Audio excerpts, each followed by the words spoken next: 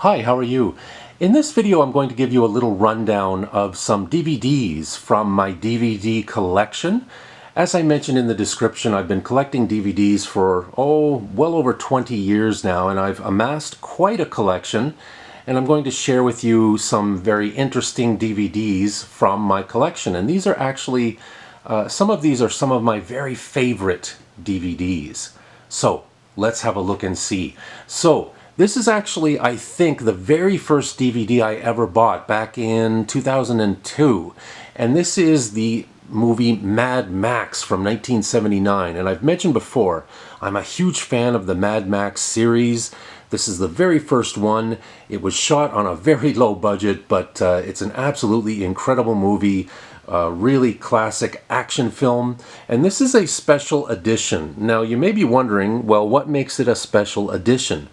The main reason why I bought this is because for many years you could only view Mad Max in North America with a dubbed soundtrack.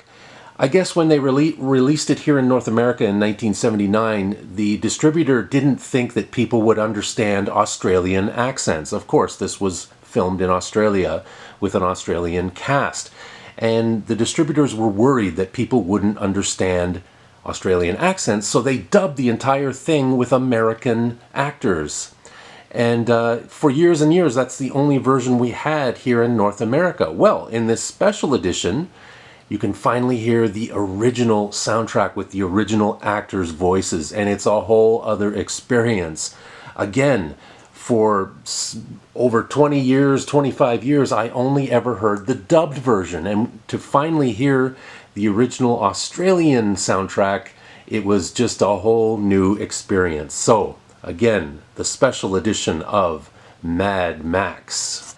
Coming up next, an old favorite of mine, The Seventh Seal. The first time I saw this movie, it blew my mind. This is a classic Swedish black and white film from the 1950s. It was directed by Ingmar Bergman. And if you're not familiar with Ingmar Bergman's work, I highly suggest you become familiar with it.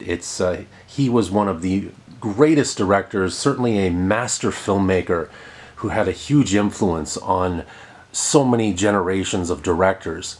And I absolutely love this film. This film is so deep and just really thought-provoking, and really makes you think about life and people and death and relationships and religion and all of that. A very deep film that really poses some very big questions and really takes a very biting look at humanity, and also a very beautiful look at humanity. So that is The Seventh Seal. And as you can see, this is actually a Korean pressing. It's in Swedish, and it comes with English subtitles and Korean subtitles. Coming up next, a classic Canadian film called Going Down the Road. And this was directed by a man named Donald Shabib, and it was released in the very early 1970s.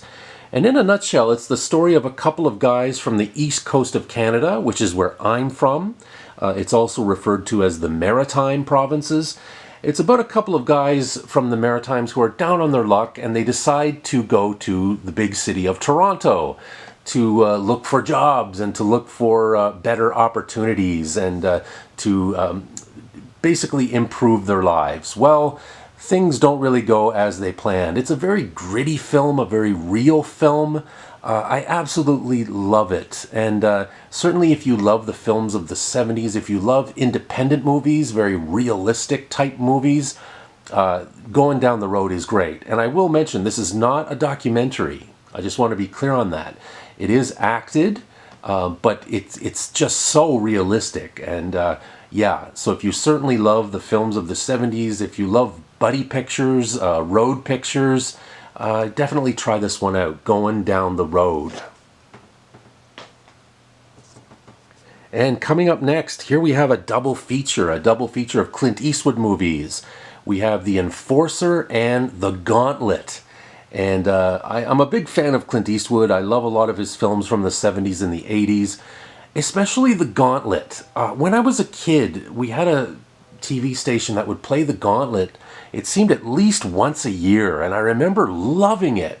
And it was just so over the top and just so full of guns and shootouts and car chases, and just a really excessive movie that I loved as a kid and I still love today. So that's this double feature of Clint Eastwood movies, The Enforcer and The Gauntlet. And here's another double feature movie, the Witch Mountain movies that Walt Disney released in the 1970s. And we have Escape to Witch Mountain and Return from Witch Mountain. And I adored these movies when I was a kid. Just very supernatural. It's got everything in it. Kids with supernatural powers, UFOs, cats with magical powers, good guys, bad guys. It's really an amazing movie. It also has a flying RV in it. So a little bit of everything in these films. So if you love sort of supernatural movies, it's really a fun collection of films. Movies that really captured my imagination when I was a kid. And if you have kids who love to watch science fiction movies, definitely show them this one. I think they'll really enjoy it. Of course, some aspects of the movies are dated by today's standards, but overall, these are still two very, very entertaining films, the Witch Mountain movies. And finally, I'm going to share with you the Giorgio Moroder version of Metropolis. And of course, Metropolis was released back in the 20s. It's one of my all-time favorite science fiction films. And super producer Giorgio Moroder released his own version of this film in the 1980s. And it basically has a new wave soundtrack. And the movie was not colorized. I want to be very clear about that. But some scenes were given sort of a color tint. And it's really good. It's just really interesting, especially for me, someone who loves 80s films and new wave music. It's super, super cool. And this was released by the Kino label back a few years ago. This movie was not on DVD for the longest time. For the longest time, you could only find it on VHS or Laserdisc. And there was quite a movement, and a lot of people online really wanted to see it on DVD. And finally, Kino decided to release it on DVD. My only complaint about this movie, the sound is great. The sound is absolutely fantastic. But the visuals are kind of murky, I find, to be honest, and kind of dull and kind of flat. And I just wish they put a little bit more attention into the visuals, because again, the sound is amazing. It would have been nice to have really colorful, eye-popping visuals to go along with the music. So that's my look at a few DVDs from my collection. Leave a comment. Do you collect DVDs? What are some of your favorite DVDs? Where do you buy your DVDs? So I'd love to hear from you. Leave a comment, give us a thumbs up, and please subscribe to the channel. It won't cost you anything. There's no obligation on your behalf, but every time someone subscribes, it really helps my channel grow. Thank you very much. We'll see you again next time. Take care. Bye-bye.